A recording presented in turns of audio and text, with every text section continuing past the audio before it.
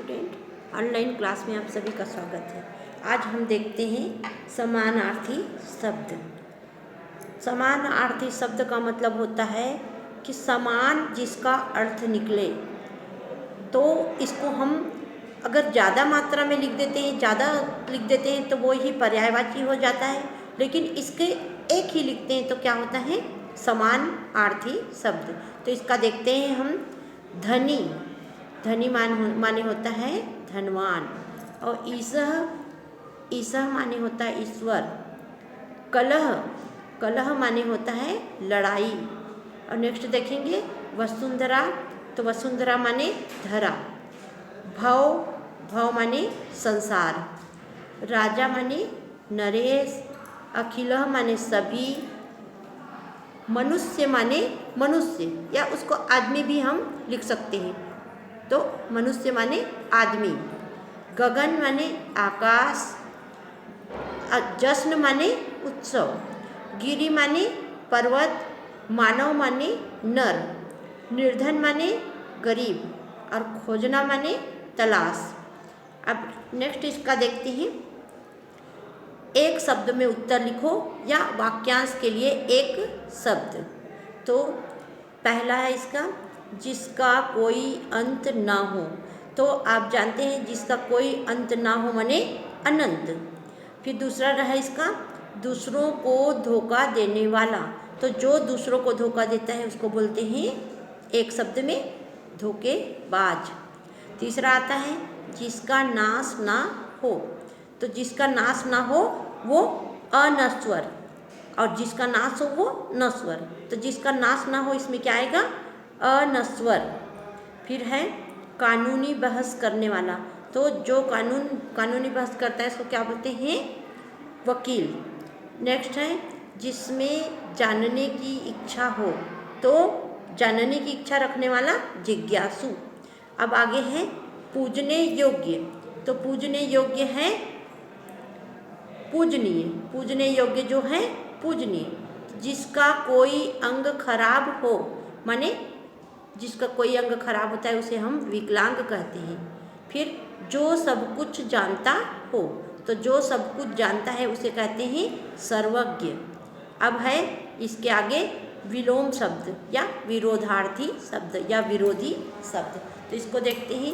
जीत, तो इसको उल्टा शब्द भी बोलते हैं। तो जीत का उल्टा होता है हार। जवाब का उल्टा होता है सवाल। पक्का का उल्टा होता है कच्चा। कठिन का उल्टा होता है सरल, और गलत का उल्टा होता है सही। सभ्य का उल्टा होता है असभ्य। अधर्म का उल्टा अधर्म। शांति का उल्टा अशांति। अब आगे देखते हैं पर्यायवाची शब्द।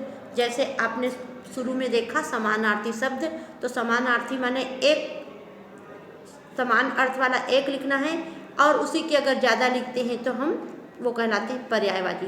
तो यहाँ पे हम पर्यायवाची शब्द को देखते हैं। जैसे जंगल, जंगल का मतलब वो होता है वन, कानन, अरण्य, विपिन। ये आगे आपको जितने भी आते हैं वो आप लिख सकते हैं। दूसरा होता है माँ। दूसरा है वायु। अब वायु का मतलब है पवन, हवा, समीर, ये सब हैं वायु के पर्यायवाची शब्द हैं। अब तीसरा आता है माँ। अब माँ को बोलते हैं जननी, माता, अम्बा। ये सब चीज़ें क्या हैं, माँ के पर्यायवाची हैं। नेक्स्ट इसमें देखते हैं हम संसार। तो संसार का जग, जगत, विश्व, ये आते हैं इनके संसार के पर्यायवाची। अब देखते हैं पानी। पानी का पर्यायवाची है जल, नीर, वारी। और फिर इसके आगे का है सूर्य, सूरज, भानु, दिवाकर, दिनकर। आपको जितना आता है उतना आप इसमें, तो कम से कम 3 रहने पर ये पर्यायवाची कहलाता है। अगर आप एक लिख करके छोड़ देंगे तो वो समानार्थी शब्द बन जाता है। नेक्स्ट देखते हैं चांद का चंद्रमा, शशि, मयंक। अब इसके आगे नेक्स्ट देखते हैं रात का रात्रि, निशा, रजनी। तो इस प्रकार।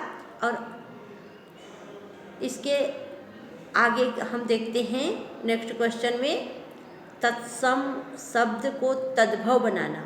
तो सबसे पहले हमको ये जानकारी होना है जरूरी है कि तत्सम किसे कहा जाता है, तद्भव किसे कहा जाता है। तो वे शब्द जो संस्कृत से जैसे कि तैसे लिए गए हैं उसको तत्सम बोला जाता है, और जिसका हिंदी रूपांतरण करके इसका उपयोग लिया जाता है उसको तद्भव शब्द कहा जाता है।